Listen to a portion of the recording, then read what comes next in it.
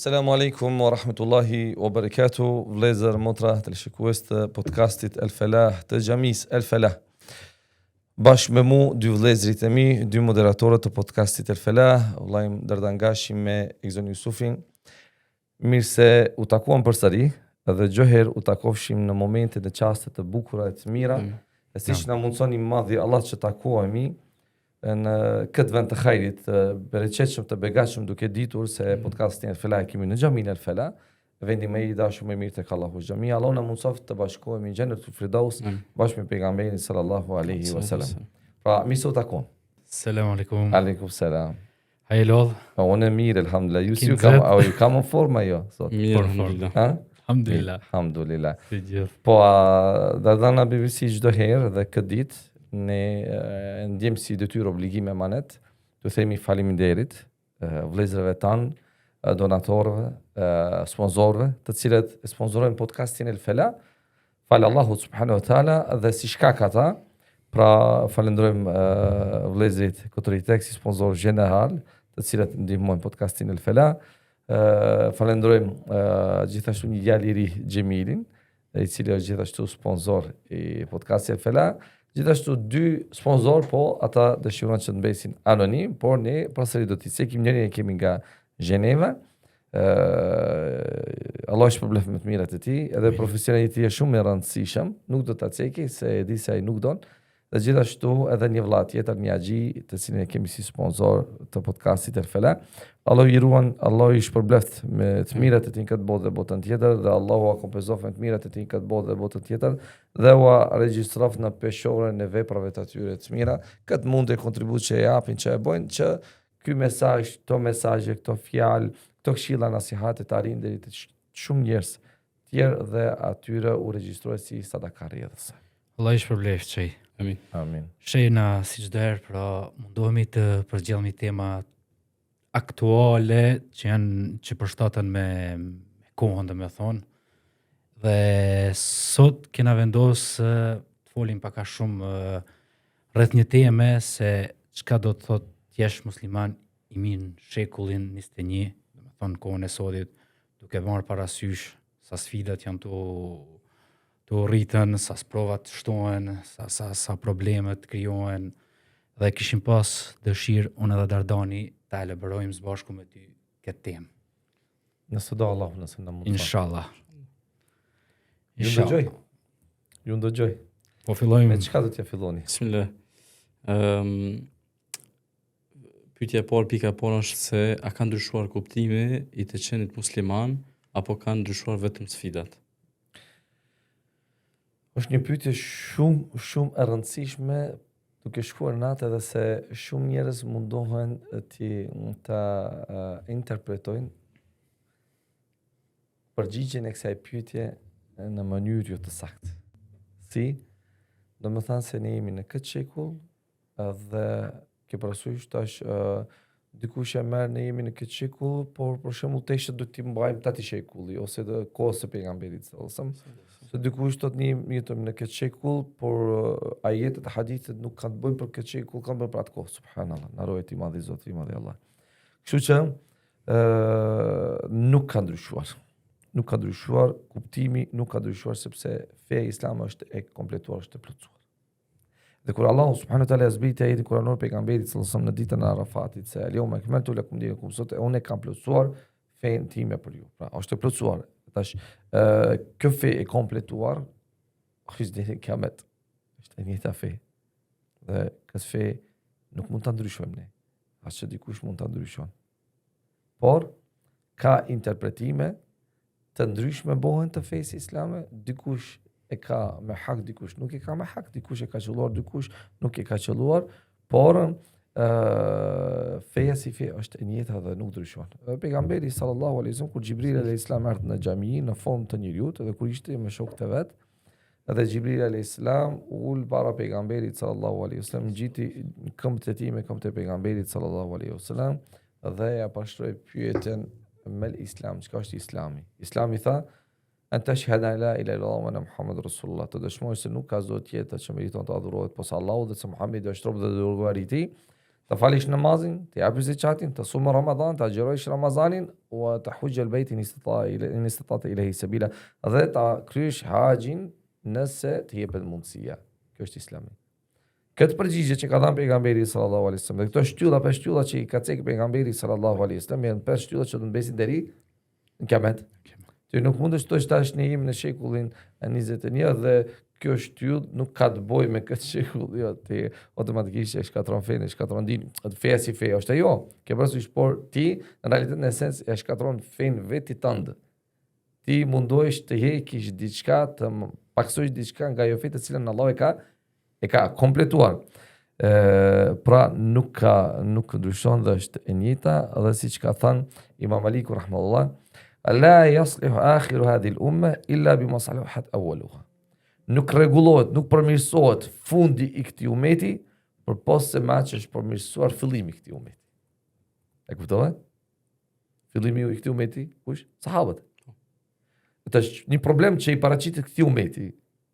Nuk përmirësohet problemi ose e keqja dhe nuk ndryshohet përpos se që është përmirësuar dhe është ndryshuar në atë kohë. Pra ajo që ka qenë në atë kohë është edhe në këtë kohë dhe do të mbesi deri në kiamet. Pra me çfarë ne i rregullojmë dhe ndryshojmë gjendjet tona, me çfarë i rregullojmë ne problemet të kohës tonë, të shekullit tonë dhe shekujve që do të vinë më pas, me atë që kanë rregulluar në atë kohë. Pra Kurani, Suneti dhe kuptimi ose kuptueshmëria ose mënyra e të kuptuarit të Kuranit dhe Sunetit që kanë kuptuar gjeneratët e para. Dhe nuk ndryshon kjo. Allah shpërblet. Amin bashkë. Pastaj nëse ti unë tjetri mundojmë të ndryshojmë ose të interpretojmë në mënyra të ndryshme, forma të ndryshme, duke i dhënë një kuptim tjetër ose duke ia bërë çefin një tjetrit, kjo është diçka tjetër. Por feja Allahut do mbetet, që ka plotësuar Allahu subhanahu wa taala, që ka kompletuar dhe askush nuk mund ta dëmton këtë. Në realitet njeriu e dëmton vetvetin. Në realitet kur një shoqëri, një grup njerëzish qohen dhe mundohen të bëjnë disa ndryshime, kjo është dëm të shoqërisë, jo të fesë. Të fesë, pastaj kanë marrë njerëz tjerë, të cilët kanë me u përmbajt asaj që Allahu e ka kompletuar, por në esencë ne e dëmtojmë vetvetin e jo fenë e Allahut. Allah të shpërblet shej. Bashkë me ju. Po, nëse dojmë të bëjmë një krahasim që besoj që nuk vjen në kontekst me të krahasojmë veten me sahabët, në asnjë farë mënyre. Nuk lejohet fetarisht. Nuk lejohet pasi ata besoj imani i tyre ka qenë kulminacion. Ne sot jemi dop në krahasim ata, domethënë çka kanë përjetuar, si e kanë trajtuar fejen, si kanë jetuar me fe, domethënë. Por sot çka dallon një musliman të mirë, nëse e bëjmë një krahasim me ata para 100 deri 500 viteve. Bazat janë të njëjta. Bazat nuk ndryshojnë. Ato baza, se kjo pyetje lidhet me edhe me të parën. Pra bazat janë të njëjta. Ajo fe është, nuk ndryshon. Ndryshojmë unë e ti.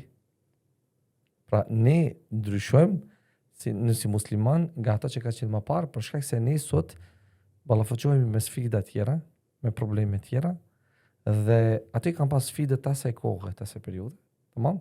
Edhe ata nëse kanë pasur mundësinë të përballojnë, elhamdulillah kanë qenë më të fortë me iman, me bijesën. Sot ne ballafaqohemi me sprova, me sfida tjera. Tash nëse imani ynë, besimi ynë është i dobët, nuk do të mundemi të përballojmë këtyre sprovave, atëherë do të kemi një dallim edhe ne do të dallojmë njëri nga tjetri, edhe dallojmë se kjo është akide, besimi ynë. Se imani arritet dhe zvoglohet. Arritet me adhurime, zvoglohet me gjynahe. Kush bën më shumë ibadet, më shumë adhurim, ai ka imanin më të fortë. Ai që ka imanin më të fortë dallon nga ai që ka imanin më të dobët. Nëse bëjmë më shumë gjuna, imani është më i dobët, e ne nuk do të jemi në gjendjen e atij që është me iman më të fortë. Nëse imani ynë është i dobët, atëherë ne do të gjejmë vështirësi për të përballuar me provat, sfidat me të cilat ne sot jetojmë. Dhe janë bërë pjesë e përditshme e jetës së kësaj shoqërie. Tash kur ta kemi imanin të fortë, kollaj kemi na duken provat, sfidat e vogla, bëj ballafaqojmë, kalojmë elhamdulillah. Por kur imani dobësohet, atëherë do ta gjejmë atë vështirësinë që të përballojmë këto prova, siç thot Allahu subhanahu wa taala, hasib an-nasu yutraku wa yaqulu amana la yaftanun, a mendon njerëzit se do të krijohen dhe do të thonë vetëm ne besojmë në Allahun, mos provohen? thjesht, ne besum në Allahun tash, ata I kanë pas sfidat në atë kohë, po ne tash do të jemi jo. Ti ke sfidat e kësaj kohë, e këtij shekullin të cilin ti jeton, por ma tregon, ma mundso ta shoh sa ti je I fort me iman, me besim, me bindje, dhe se sa ti mundesh domethënë të dalish në fund ose mundesh të përballosh këto sfida. Si ka thënë pejgamberi sallallahu alajhi wasallam, al-muslimu men salima al-muslimuna min lisani wa yadi. Musliman është ai prej gjuhës dhe dorës së cilit janë rahat, janë të qetë të tjerët. Okej. Tash ti nëse kontrollon gjuhën tënde, kontrollon mendjen tënde, kontrollon zemrën tënde dhe me shumë urtësi dhe shumë mirë menaxhon sfidat e kësaj kohe, të shekullin të cilin ti jeton, Allah subhanahu wa taala ty do të nxjerrë në selamet dhe do të ndihmon. Siç ka thënë Ibn Mesudi radhiyallahu anhu, ju jetoni në një kohë kur veprat janë më shumë se fjalë, por do vijë koha kur njerëzit do të kenë më shumë fjalë se vepra. Është koha në të cilën ne flasim shumë, tregojmë mohabete shumë, podcaste tash sa dush, sa dush podcaste. Vet hapja shumë podcasteve është edhe ajo është në esencë është edhe një vepër, por e cila vepër bëhet përmes të folurit. Dhe kjo është dëshmi se pra ne kemi qejf të folim shumë. Ke parasysh, prandaj tash edhe në rrjetet sociale, o zotëruna, hapim podcaste në emër të fesë, në emër të dinit, njerëzit të cilat s'kan njohuri nga feja. Edhe bile do I kam përcjell, u përcjelli podcastin për fillim deri në fund dhe jam lodh me ua numru vetëm sa herë për fillim deri në fund Allahu Azza wa Jalla që e cekin, kështë mirë të ceket, por për shkak të mungesës së oratorisë dhe termeve, nocioneve që s'kan njohuri dhe s'kan çka të thuan diçka tjetër, a më kupton, edhe mendoj se podcastin do ta zbukurojnë dhe do t'i arrijnë qëllimin, pse vetëm folet. Po nuk është dini feja muhabete, dini feja është praktik. Kështu që fatkeqësisht jetojmë në kohën ku ka shumë muhabete, ka pak punë, nga ndallim nga ajo që ka qenë në atë kohë, ka pas shumë punë, ka pas pak muhabete. Allah shpërblet. Cilat janë cilësitë kryesore të një muslimani të mirë sipas Kuranit dhe Sunetit? Unë përgjigjen do të hap. Por ju ai njihni. To si për shembull, ç'do të jetë musliman, ç'do të ketë? Çka u merr mendja juve? Mi kry obligimet cilat ne ka cek Allahu. Cilat janë obligimet? Si e cekë më herët, shtyllat do të thotë të fesë islame. Shahadeti normalisht se kur e kem bazë. Namazi, pas kohët e namazit. Kanë të një muslimani që do të ketë, okay. Pastaj muslimani duhet të rejnë, të gënjen. Jo. Duhet të mashtrohet, duhet të sillet keq. Pra, janë cilësitë të cilën dicekim, besimi I pastër, namazi, zeqati, sinqeriteti, morali, drejtësia, durimi, ndershmëria dhe frika dhe Allahut subhanahu wa taala. Edhe cilësi tjerë, të cilat mbas të cilave cilësi ti kupton se është muslimani mirë, por si që cekëm në praktikë, si shive. Tash besimi është i mbretshëm, apo? Okej. Me këtë fillojmë, shahadeti, namazi, është praktikë. Sinqeriteti.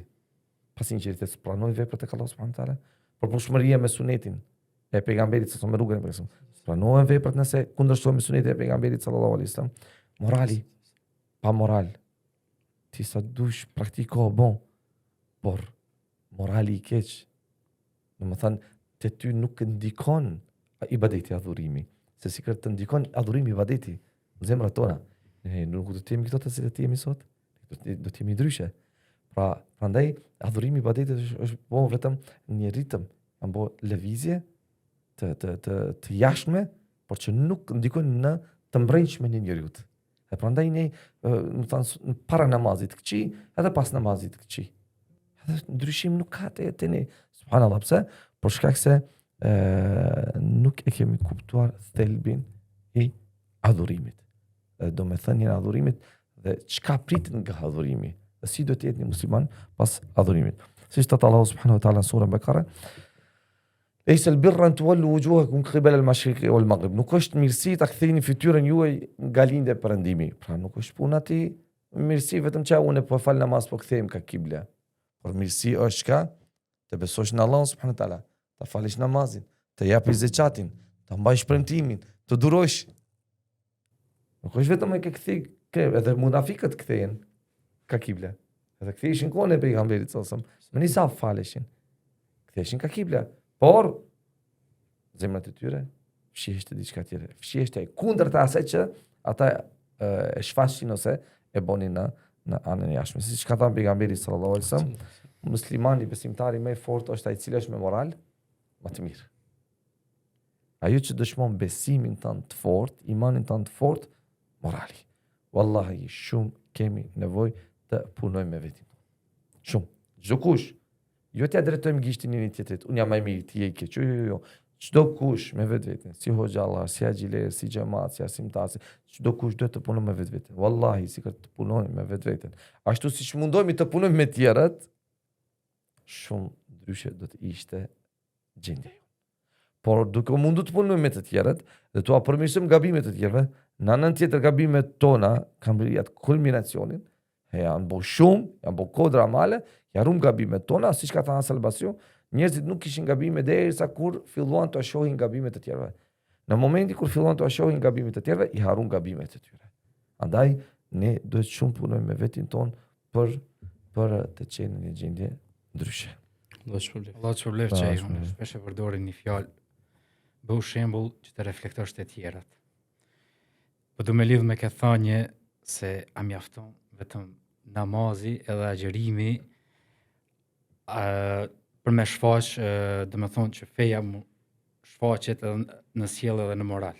Jo, nuk mjafton. Edhe këtë dim të gjitha, nuk mjafton. Agjerimi vetëm namaz. Por shfaqet edhe në moral, sjellje, drejtësi. Se ti fal namaz agjeron, po je pa moralshit. Je pa moralshit, kurse besimtari i fortë është ai i cili është me moral të mirë. Kur ti me moral të mirë, para së gjithash, ajo që sjelljet e tua janë të mira para së gjithash me krijuesin. Se mos të keq kuptohet, nuk është morali i mirë vetëm që ti do të jesh i mirë me njerëzit. Aty unë jam me ty i mirë, kur jam vetëm i kredzeza ti bëj. Jo, para së gjithash me krijuesin tënd. Je i moralshëm me krijuesin tënd. Dhe ti i bindur në ekzistimin e tij. Dhe ti i bindur në mbikëqyrjen e tij. Dhe se ti e di se ai ty të shikon, ku je, çka bën, çka mendon e gjithçka. Çka ndjen, ai e di. Dhe se kur ti turprohesh nga ai, edhe nuk e harron atë si Zotin tënd. Dhe se ti nuk merr çaq shumë lehtë një guximi për ta mëkatuar Allahun subhanahu wa taala. Ktu është ajo e thelbi i moralit.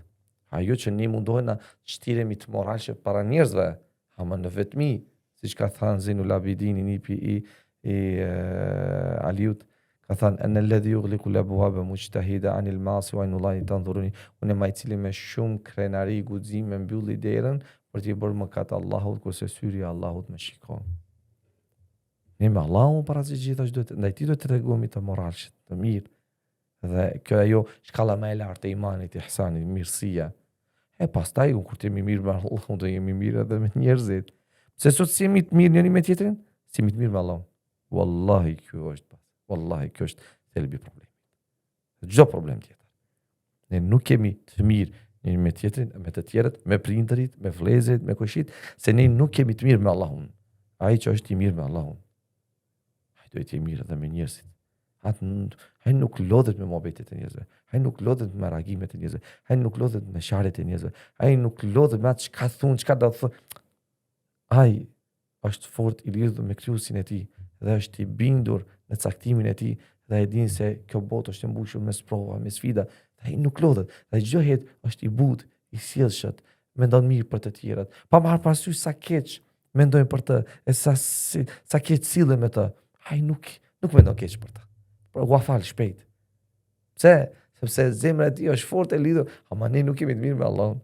Ne nuk kemi të moralshëm me Zotin tonë, me krijuesin tonë. Me i thanë dikujt tash, dil jashtë edhe bone një gjyna. Jo, çështë të kanë njerëz plot. E kur je vetëm? Çka kur je vetëm? E merr çat guzim, çat hap. Ku ke Zotin tonë? E harrove? Domethënë, ti nuk e bën gjynën për shkak të njerëzve. Se mos kishte kanë njerëzit, mos ishin njerëzit do ta bënin. Domethënë ti adhuru si njerëzve, jo adhuru si Allahut. Pra ne kemi problem me kuptueshmërinë e saktë të moralit. Dhe se ne para se të jemi të moralshëm me njerëzit, duhet të jemi të moralshëm me Allahun subhanahu wa ta'ala. Thot pejgamberi sallallahu alaihi wasallam, kush nuk e le, në fillim ajeti kuranor, inna salat tanha anil fahsha'i wal munkar, vërtet namazi largon nga e keqja dhe e shëmtuara. Namazi. Okej.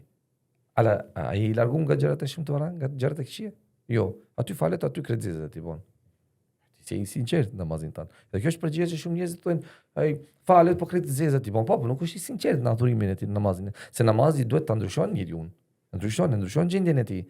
Dhe namazi e pengon se Allahu thot në Kur'an, në vërtet namazi ndalon njeriu e pengon nga gjërat e këqija dhe të shëmtuara. Nëse namazi i tij është i sinqert ose e bën me sinqeritet, dhe Allahu subhanahu wa taala ai do t'i lanë gjërat e këqija, gjërat e shëmtuara. Por vazhdon për shkak se ende nuk është i sinqert. Kur do jeti i sinqert do t'i lanë. Edhe prandaj mos hapi pse ai një të kohë bën adhurim, bën punë të këqija.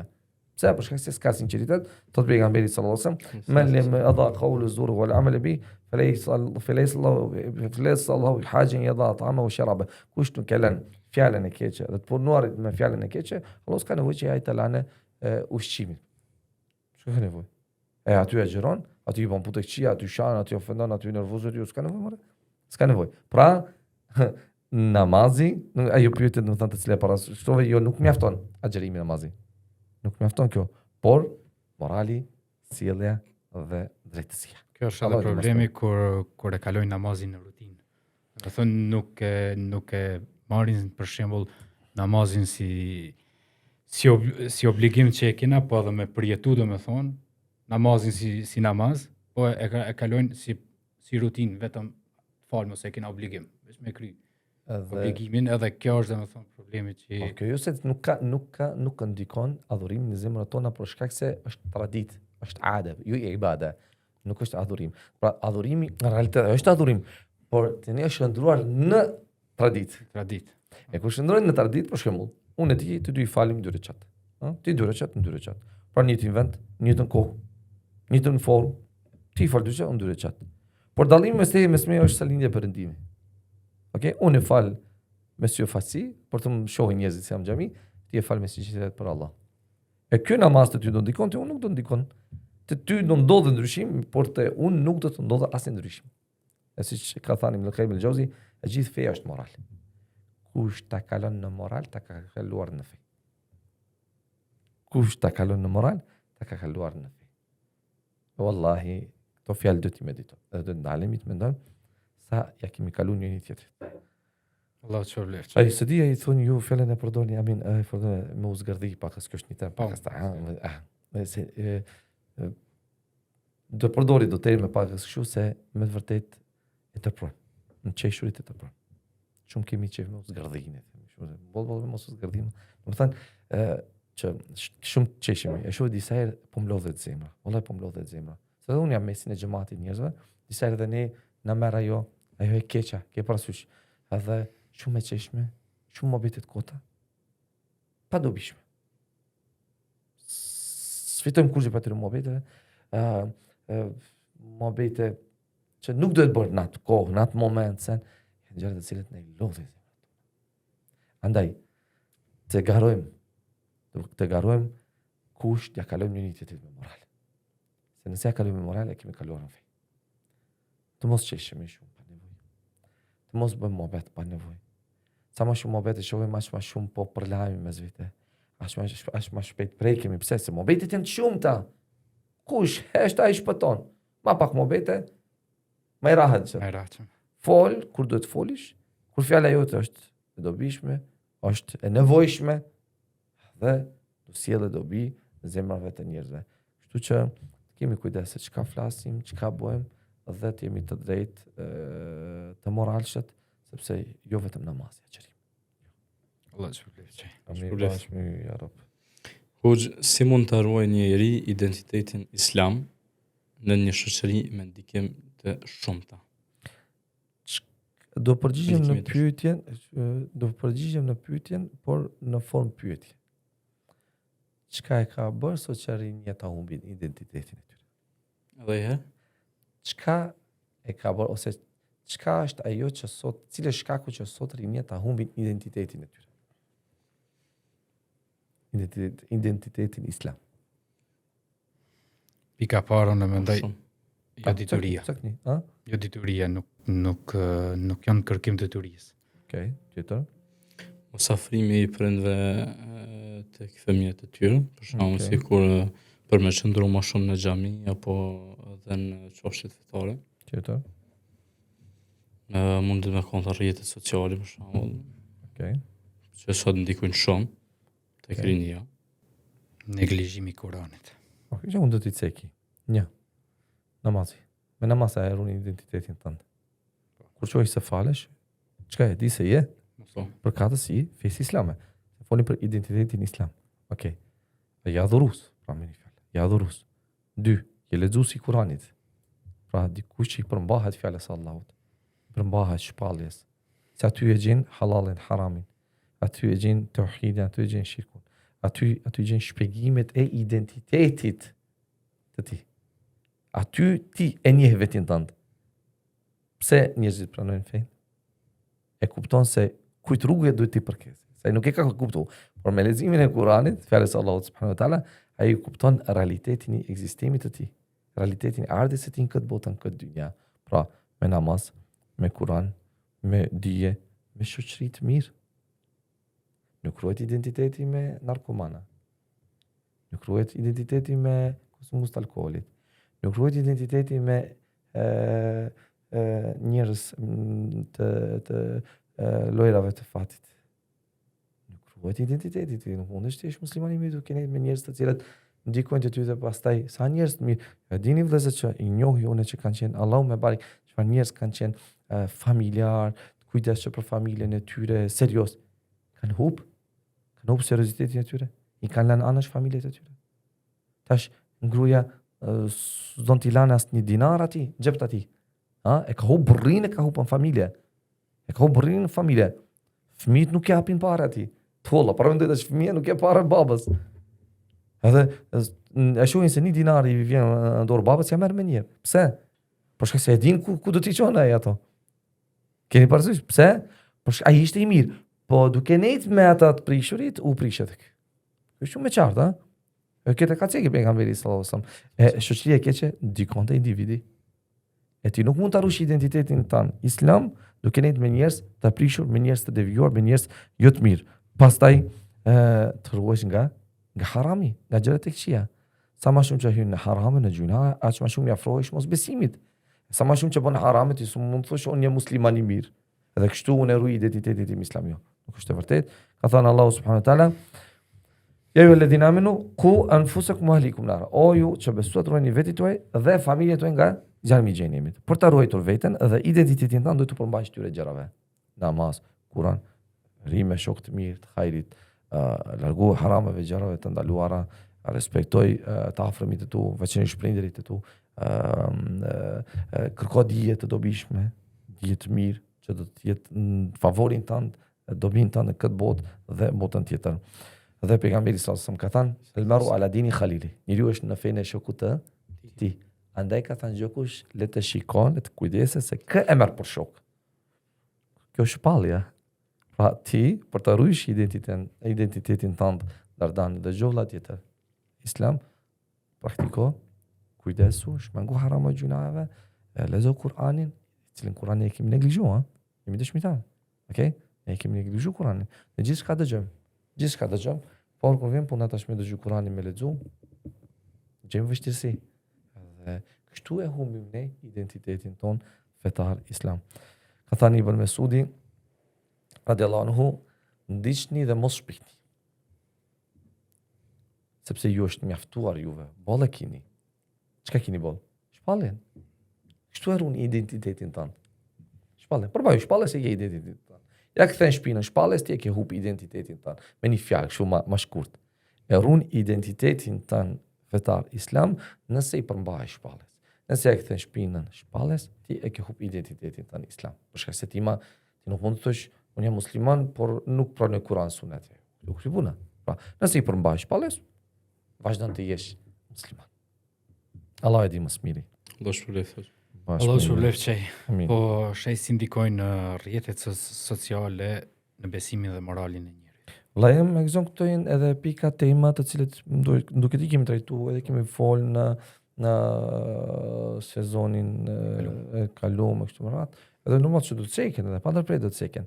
Rrjetet sociale mund të përdoren për të mirë. Sot që tash për momentin çka bëjmë?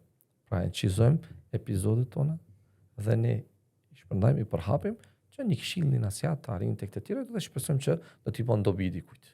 Dhe do të jetë ndoshta një fjala jon që do ta cekim, mund të jetë shkak sebeb për udhëzimin e dikujt. Dhe përdoren për të mirë, por edhe mund të sjellin gjëra të këqija.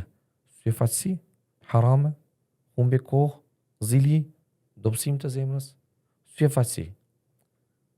Sa kanë folë dhe sa folin dietarët islam. Nëse fotot bëhen gjatë veprimit, gjatë realizimit të një vepre të mirë, të një adhurimi, ajo është syfaqësi. Dhe vepra është me syfaqësi dhe nuk pranohet. Pse? Që këtë krete kimi bo dhe e bëjmë.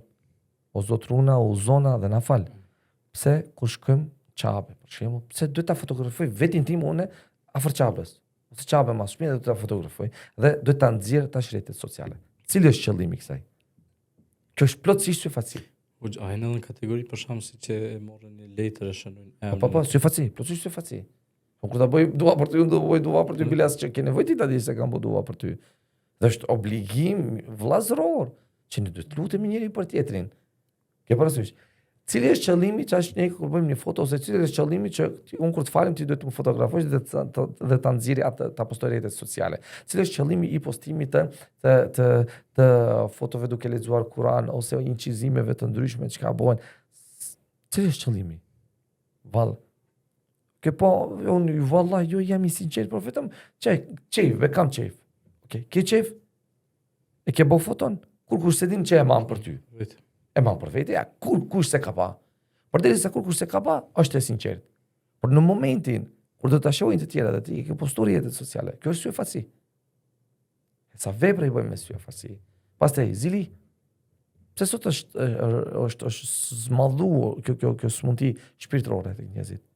Për shkak se gjithçka, do të thënë, ne i keq përdorim rrjetet sociale. Ne i ngacmojmë zemrat e njerëzve. Me të mirat, mund të jetë begatit me të cilët na ka begatuar Allahu. Pse duhet t'ja tregojmë ne botës? Pse duhet ti provokojmë zemrat e tyre? Pastaj do ke po ka zili. Ti je faktor që unë të kem zeli.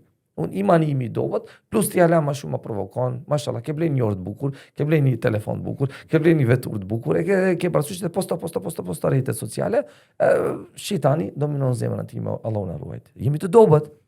Pse duhet postohen? Njerëzit subhanallahu nuk e di pse nuk din t'i ruan gjërat për vete. I ke, alhamdulillah, falenderoj Allahun natë ditë që ta ka dhënë. Ruaj për ty. Pse duhet ai kinezi ta shohë çfarë shtëpi ke bë? Pse? Ose tjetri, duke ditë se ke kojshin njerëz të cilët janë të varfër, ose duke ditë se ke njerëz të cilët deja kanë mendime të këqija për ty dhe kanë zili, smir, aty i provokon zemrat e tyre, aq më shumë pasaj me të çkatru. Pra, me një fjalë, moment, çka bëjmë ne? Majmë ligjërata, emisione, këshilla, përkthime, e kështu me radhë, edhe shpërndajmë, ja rab, inshallah, kjo është e hajrit, është e mirë, është e dobishme. Dhe shumë vlezat e tjerë të cilët i përdorin për të mirë. Por ka edhe për që përdorin për keq, për harame, për gjëra jo të mira. Allahu subhanahu taala në librin e tij famlar na ka bërë me djese zemra do të pyetet. Syri do të pyetet. Zemra do të pyetet. Veshi do të pyetet. Për atë çka me zemër kemi, mendu. Për atë çka me syrin kemi, shiku, dhe për atë çka me veshin kemi, dëgju. Kujdesemi çka mendojmë, çka shikojmë dhe çka dëgjojmë. Bash për left hoj Bashkë me ju, jara. Amin, sikur në temën e parë cilën ne kemi ndonë në dy pjesë. Inshallah do ndojmë edhe këtë epizod. I keni si pikë pak më shumë apo? Po kemi halë disa pyetje, po siç kemi thënë në minutazh pak më të shkurt për me qenë pak më jo atraktive, po më lehtësim për ndëgjim. Kështu që po arrim në pikën e fundit për këtë episodi, si të ruhet sinqeriteti kur shumë gjëra bëhen për t'u parë nga të tjerët. Si ruhet sinqeriteti duke bërë veprat për Allah. Jo për dikë tjetër, jo për klikime, jo për shikueshmëri, jo për halkit, jo për syfaqësi. Pra, jo për njerëzit. Thot Allahu subhanahu wa taala, wa ma umiru illa liya'budullaha mukhlisina lahu din. Ata nuk urdhëruan përposë që ta adhurojnë Allahun me sinqeritet. Sinqeriteti ruhet kur ta bësh punën për Allah. E për ta bërë punën për Allah ruje. Se shejtani dëshiron të ta shkatron. Kënaqësi më të madhe që ka kur ta shkatron veprën që ke bërë për Allah. Si? Po tu tregojsh të tjerëve, krenohesh me veprën tënde, patjetër me ta ditë allku se çka ke bërë. Edhe kështu që pastaj duke e bërë për Allah e bëne për njerëzit dhe kështu shkatrohet vepra dhe nuk është e sinqert.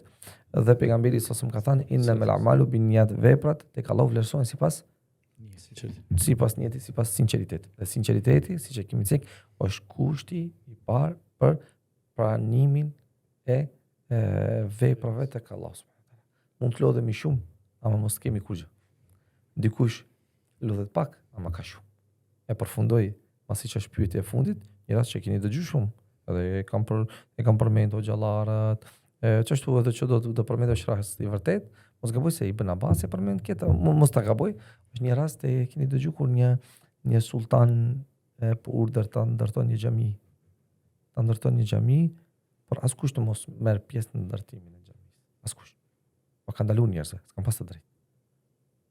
Edhe njerëzit kanë guxuar, sultanat ka pushtet, ka forcë. Dhe kështu që ushtria me kuajt ndërtojnë xhamin, edhe që xhamia të ketë emrin e tij.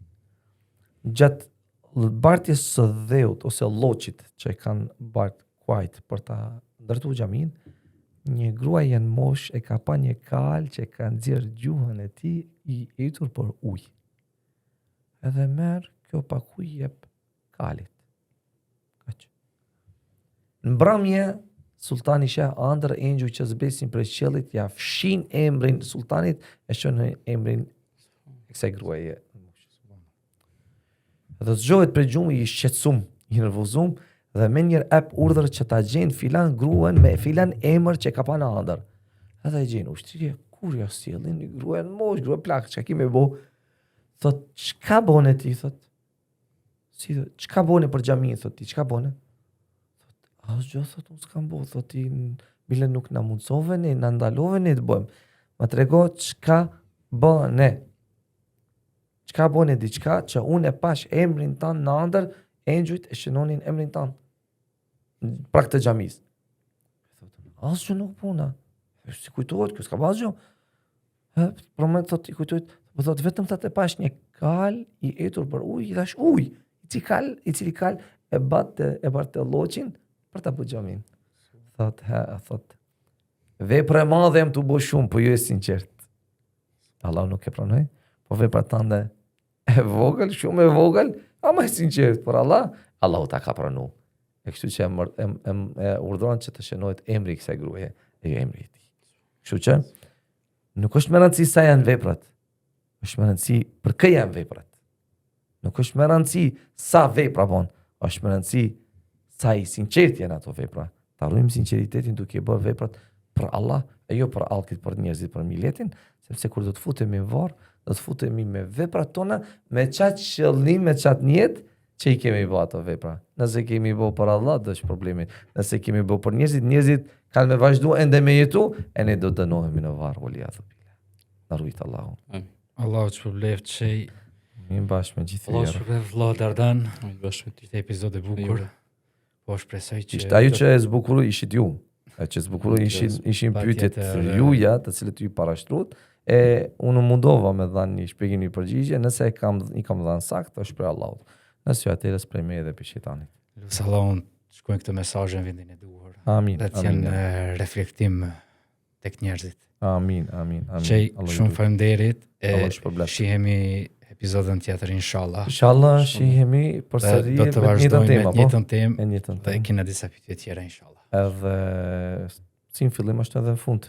Edhe një herë i falenderojmë vëllezërit e motrat për durimin, sabrin e tyre që dajnë kohë të dëgjojnë këto këshilla, këto emisione, edhe gjithashtu përsëri falenderojmë sponsorin Kotoritek General, dy sponsorët anonim, gjithashtu djalin e ri Xhemilin, i cili është sponsor i këtij podcasti, dhe Allah i shpërbleft të gjithë ata të cilët kanë qëllim jetë me sponsoru, po s'kan mundësi, dhe Allahu mundsoft të gjithë ata të cilët dëshirojnë u hape këtë derën e sadakas rrjedhëse që ne i realizojmë këto projekte të ndryshme. Amin. Allah ju rujt, Allah ju shpërblet. Selam aleikum. Wa alaikum selam. Selam. Mirë u takofshim. Wa alaikum selam. Amin.